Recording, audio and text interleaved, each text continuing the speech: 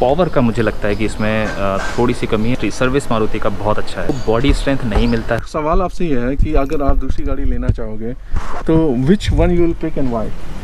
So Tata is on my radar for sure. ये है हमारे अर्षित भाई जी, तो जो ये सेलेरियो चला रहे हैं, कितने साल हो गए हैं? 6.5 साल। 6.5 साल हो गए हैं। तो बहुत लोगों ने बोला था कि सिर्फ टाटा की गाड़ी रिव्यू करते हो, तो ये मेरे जानकार थे, तो मैंने इनको कांटेक्ट किया। मैंने कहा कि आपका जो ओनरशिप एक्सपीरियंस है 6 साल का, जो सर्विस का एक्सपीरियंस है, गाड़ी कैसी चलती है और इसका माइलेज कैसा है, सब कुछ ये आपको बहुत अच्छी तरह शेयर बताऊँगा, बिकॉज ही इज़ इंथुजियास्ट, इनको गाड़ियों में बहुत ज़्यादा शौक है। और इसके बाद ये नई गाड़ी लेने की सोच रहे हैं, बड़ी गाड़ी काइंड ऑफ SUV। अब देखो कब लेते हैं, जब आएगा तो मैं आप लोगों को वीडियो जरूर दिखाऊंगा। मैं थोड़ा इनको वॉक अराउंड कर देता हूँ। 6.5 साल पुरानी गाड़ी है, कंडीशन इन्होंने बहुत अच्छी रखी हुई है। ये पहाड़ों पे बहुत गई है, पहाड़ों पे काफ़ी ज़्यादा रन गई है ना ये? हाँ जी पहाड़ों पे काफ़ी ज़्यादा रन गई है। तो मैं गाड़ी दिखा देता हूँ यहाँ पे। एक भैया ने बोला था जब गाड़ी का रिव्यू करते तो एक वॉक अराउंड भी दिखा दिया करो, तो इसका मैं वॉक अराउंड आपको ऐसे दिखा देता हूँ। काफ़ी गंदी हो रखी है आजकल। हाँ, लेकिन ओनरशिप का एक्सपीरियंस मैटर करता है। गाड़ी तो मुझे ठीक ही लग रही है, मेरे आते से ज़्यादा गंदी हो जाती है। सो ये है गाड़ी का लुक अराउंड। आप प्लीज़ ये बताइए 6.5 साल में आपका जो एक्सपीरियंस है सेलेरियो का, क्योंकि जब आपने लिया था मेरे ख्याल से और कोई ऑप्शन था ही नहीं जी। हाँ, तो ये सबसे बेस्ट ऑप्शन था उसमें, क्योंकि मैं भी जब गाड़ी उसमें सर्च कर रहा था तो ये बेस्ट ऑप्शन था। तो आप थोड़ा एक्सपीरियंस बताना चाहोगे?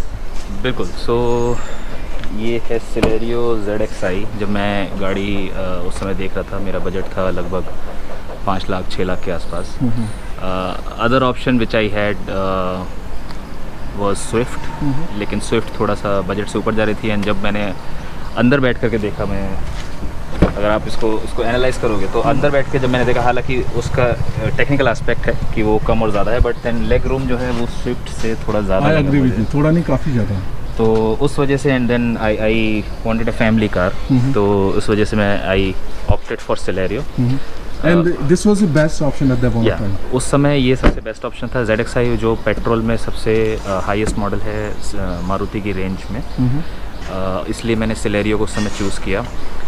इसको मैं करीब 60,000 अभी तक चला चुका हूँ, बहुत ज़्यादा नहीं चलाई है। 10,000 पर ईयर के हिसाब से ये चली है अभी तक। और अगर मैं एवरेज की बात करूँ तो 80% ये आउट स्टेशन चली है, 20% सिटी में चली है।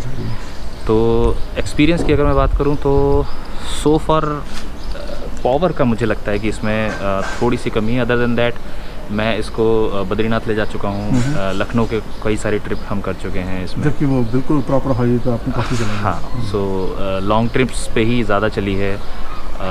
हिमाचल में कई जगह ले जा चुका हूँ मैं इसको। तो so far I think experience is good. Power के अलावा मुझे लगता है माइलेज एक इसका प्लस पॉइंट है मारुति का, जो हमेशा से होता है इसकी गाड़ियों में। और क्योंकि हाईवेज़ पे जब मैंने शुरू में लिया था, जो मुझे याद है मेरी पहली ट्रिप थी, उसमें 24 का माइलेज दिया था इसने, which was my first trip. और उसके बाद में लगभग 20 से ऊपर ही हाईवे पे देती है। सिटी के अंदर 17 से 18 के आसपास दे देती है। हालांकि वो बहुत ज़्यादा डिपेंड करता है कि आपके चलाने की ड्राइविंग कंडीशंस क्या हैं, and then what are your habits. बीच में शायद मेरी एक हैबिट हो गई थी कि क्लच हल्का सा मेरा पुश रहता था, तो उससे एवरेज पे फ़र्क पड़ता था और कम आता था। बट देन आई रियलाइज्ड कि उसको वो हैबिट मुझे अपनी सुधारनी चाहिए, तो उसके बाद में एवरेज ठीक ठाक दे रही है। That's a wonderful point. मैं सभी को कहता हूँ कि माइलेज टोटली आप पे डिपेंड करता है। जो आपने एक नया दिया, क्योंकि आदमी जब चलाता है तब धीरे धीरे उसको एनालाइज करने की कोशिश करता है। जो आपने क्लच वाला बताया, it really makes sense. Thank you for that. So that's one of the thing. Built up के मामले में मुझे लगता है कि मारुति बहुत ज़्यादा हमको नहीं दे पाती है, बट गिवन दैट कि आपका अगर बजट ठीक ठाक है तो आप थोड़ा हाई रेंज में जाते हैं। लेकिन अगर आपका बजट थोड़ा कम है या मिडिल रेंज है, तब मारुति आपको कई सारे ऑप्शंस पहले देता था। अब तो मार्केट में बहुत सारे ऑप्शंस आपके पास अवेलेबल हैं।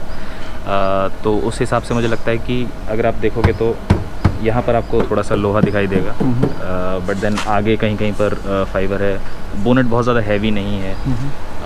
लकीली अभी तक मेरी गाड़ी में बहुत ज़्यादा कुछ ऐसा एक्सीडेंटल थिंग नहीं हुई है, टच वुड।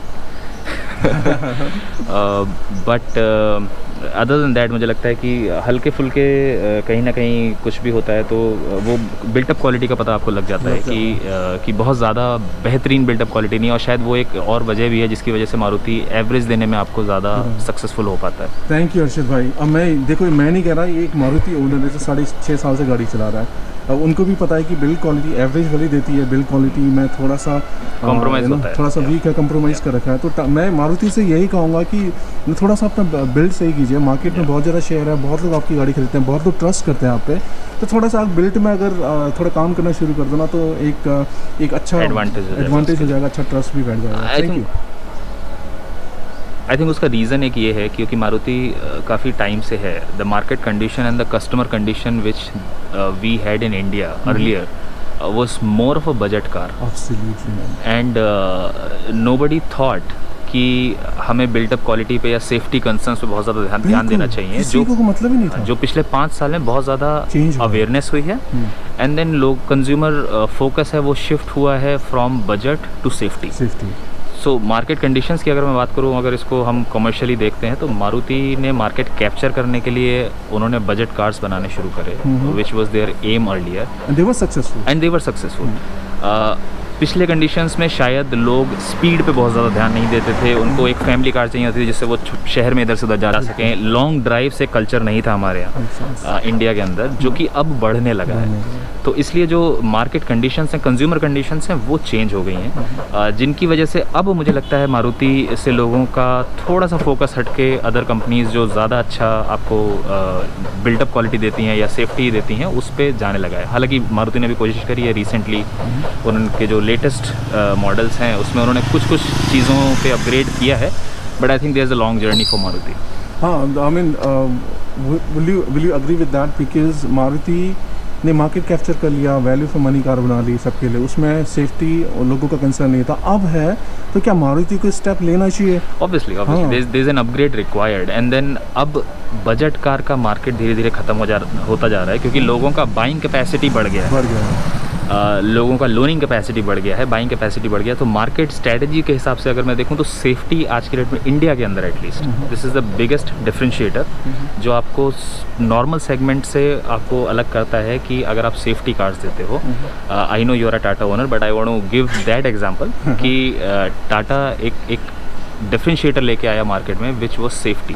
उसको सेफ्टी उन्होंने सेल आउट किया कि आप सेफेस्ट कार में आप ड्राइव कर रहे हैं, और वो चला भी, और वो चल भी रहा है, and then people are attracted and they have proof of that. Whereas Maruti के साथ अभी तक ऐसा नहीं है, which I think is something which Maruti should look. लेकिन मैं आपको रोकना चाहूँगा, लेकिन टाटा भी परफेक्ट नहीं है, तो सेफ कारों ने बना तो दी, लेकिन अभी भी निगल्स हैं, बहुत सारे इश्यूज हैं जो अभी टाटा को काम करना है। ऑब्वियसली वो एक कंटिन्यूस प्रोसेस है, and obviously I don't think कि टाटा एक बार में फुल प्रूफ मार्केट स्ट्रेटजी लेकर आएगा। It's a step by step process because they also want to experiment first and then probably go into the market with full of the capacity, and it will take time obviously, and depending upon the consumers, वो देखेंगे कि consumers किस तरीके से अपना shift कर रहे हैं from budget cars to the safest car or safety into or the safety features into the cars, so to speak. Wonderful, thank you so much for that.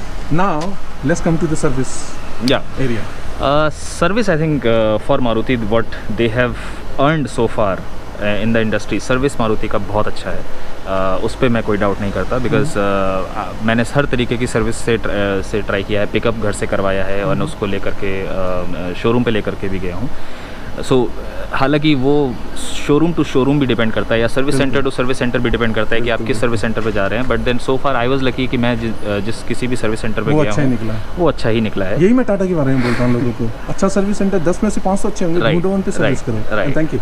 तो ये एंड आई थिंक ये applicable है हर किसी company के लिए, क्योंकि ये service centre and आप जो मैकेनिक्स वहाँ पर काम कर रहे हैं उससे बहुत ज़्यादा डिपेंड करता है। सो लकीली मेरे इस हिस्से में अभी तक अच्छे मैकेनिक ही आए हैं, so I was lucky enough. Service में मुझे अभी तक कोई इशू नहीं आया, कुछ 6.5 साल में कोई भी इशू नहीं आया। छोटी मोटी जो चीज़ें होती हैं वो खुद से सही कर देते हैं विदाउट इवन आस्किंग।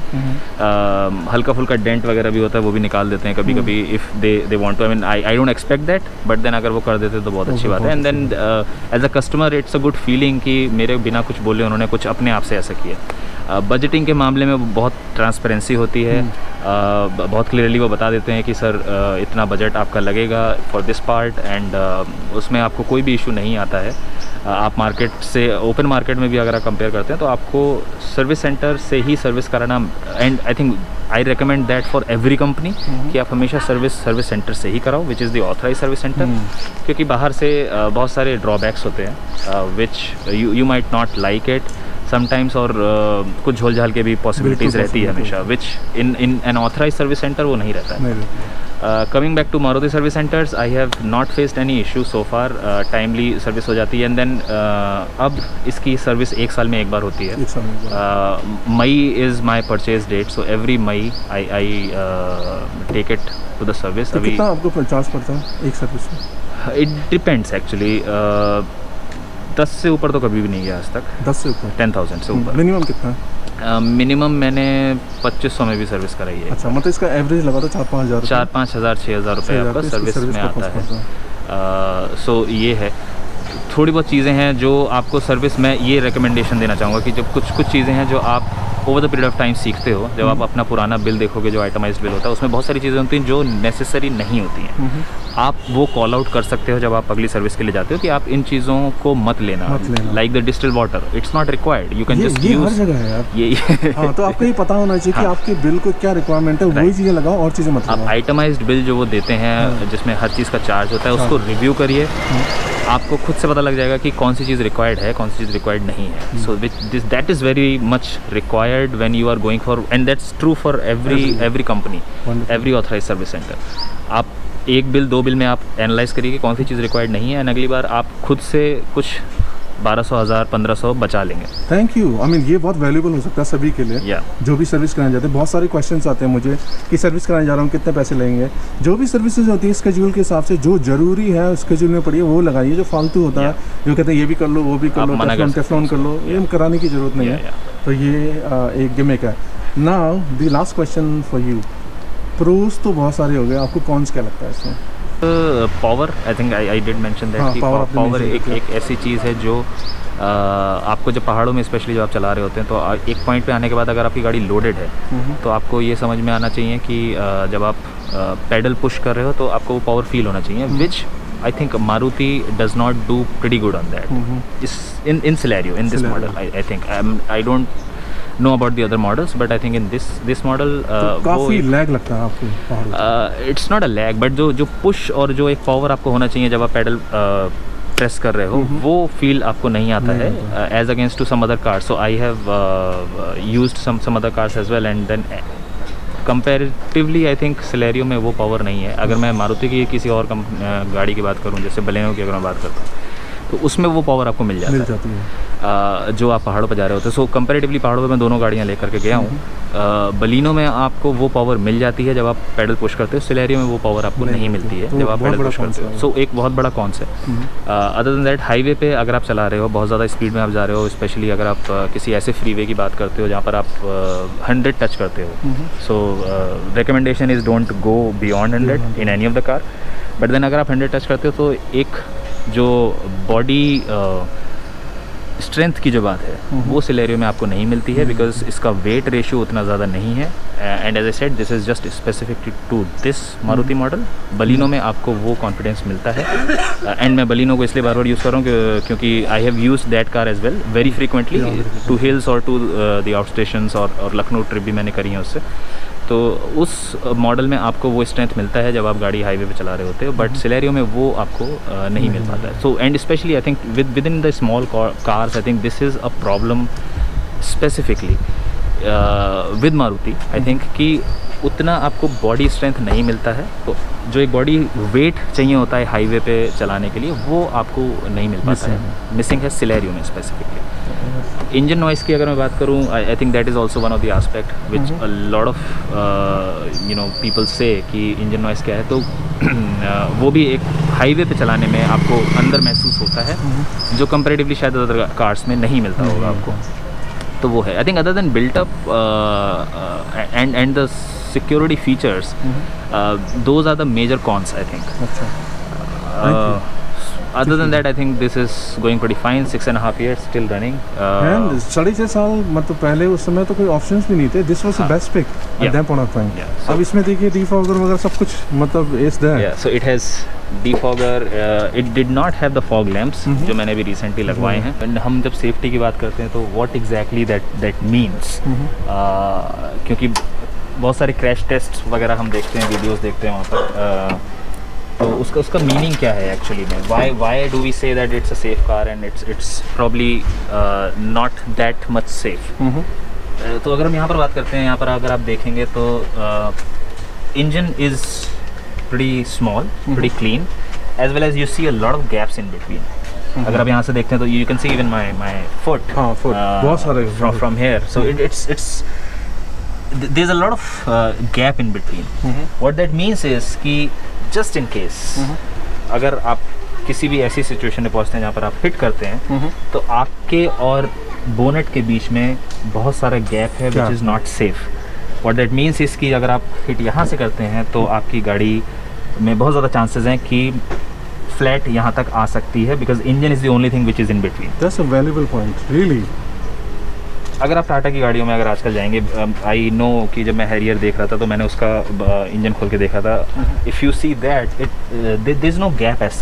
बिल्कुल. यहाँ पर अगर आप देखेंगे तो इट्स ऑल गैप. कुछ भी बीच में फिलिंग नहीं है लोहे की या इट रियली मेक सेंस हर्षित भाई, क्योंकि अगर इम्पैक्ट होता है यहाँ पे सपोज तो इम्पैक्ट होगा. अगर कुछ नहीं है तो सीधे जाएगा यहाँ पे पैसेंजर पे. अगर यहाँ पे कुछ और होता है, इंजन की तरह कुछ पोर्शन होता है या फिर कुछ there is no solid thing in between. हाँ, तो ये काफ़ी हेल्प करता है. I mean that's a really great point. तो अगर मारुति की आप कोई लेटेस्ट वर्जन देखेंगे, अब तो सिलेरियो का भी नया वर्जन आ गया है. आई एम नॉट श्योर कैसा वो दिखता है, बट अगर आप मारुति की भी गाड़ियों में कुछ देखेंगे, अगर आप सुजुकी के जैसे एस क्रॉस में जाते हैं सो वहाँ पर आपको ये गैप नहीं दिखेगा. I have seen that engine, it does not have that much gap in between. तो वहाँ पर वो बेनिफिट होता है सिक्योरिटी के पॉइंट ऑफ व्यू से, क्योंकि अगर मैं उस हिसाब से देखूँ तो भाई टक्कर लगने के बाद अंदर कितना घुसेगी. ये प्रैक्टिकल है, बिल्कुल मेक सेंस यार. ये तो बहुत एक कॉमन सेंस है कि हाँ, ये मतलब हर कोई सोचता नहीं है. Safety point of view as well, this was one of the best at that point of time, because 6.5 साल पहले एयर बैग्स होना किसी गाड़ी में ये अपने आप में बहुत बड़ी बात थी.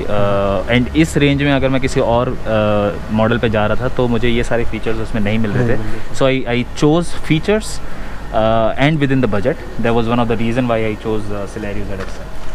Thank you so much. So कौन्स भी आपके हो गए और वो भी हो गया 6.5 साल. अब मेरा सवाल आपसे ये है कि अगर आप दूसरी गाड़ी लेना चाहोगे तो which one you will pick and why? So Tata is on my radar for sure. In fact, I was planning, and in fact we did talk about it. I am planning to go for Harrier, but let's see. Budget भी है, and then we are not into a conditions nowadays. जो मैं वो वाला risk लूँ. So I think Tata will be my next one from Maruti. And बहुत समय से टाटा देख रहे हैं, हैरियर इनका प्लान है, तो काफ़ी समय से बात चल रही है वगैरह वगैरह.